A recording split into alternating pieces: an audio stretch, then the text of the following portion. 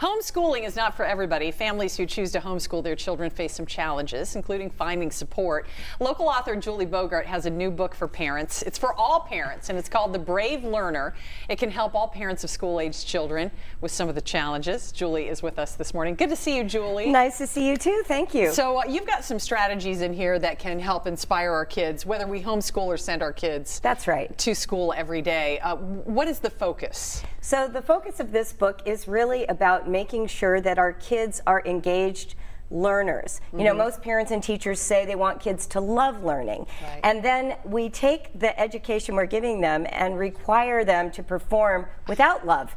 So I like to start with what I call these forces of enchantment: surprise, risk, mystery, and adventure. How do we bring what happens when a child is playing Fortnite or an online game into traditional education? How do we take the least interesting part of a child's day and help it become the most interesting? Okay, so how can we do that? Whether we're homeschooling or I'm, you know, in my case, I just help with homework, you know, sometimes. Right. So there are a couple of ways. First of all, I like to tie a child's school subjects to things they're already interested in. Help them find a meaningful relationship. So when we talk about a video game, for instance, we might want to look at the mathematical action behind it.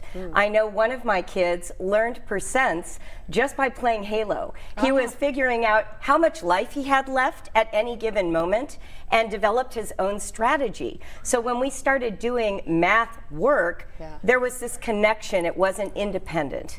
Another way is to stir up a raging curiosity. I brought something with me here. You have a prop here, yes. We call this the Great Wall of Questions. You can use a mirror, a wall, but basically for a week, every question a child asks goes on this board on a Post-it note. Even things like, why did Josh get the blue toothbrush when I wanted it? It can be, what is a black hole? You can post, why won't anyone help me clean the living room? Any question. And then on a Sunday night, just start peeling them off during dinner and allow discussion to occur. What's missing in most school environments and homeschool environments is a meaningful relationship between our real lives and these abstractions we're learning in our classrooms. Okay. What about attitude? You know, kids, they go through, they have different attitudes depending on how old they are. In kindergarten, they love school. In 6th grade or 7th grade, not so much. So how do you know, what are some things parents can do with that? So now let's reframe the environment, right? Sitting at a table, at a desk, you're forced to use a pencil. What if we went to Panera and we got hot chocolate and we did homework there? What if we put on headphones and music and lit a candle? What if you sat with your child and you did the problem together over conversation?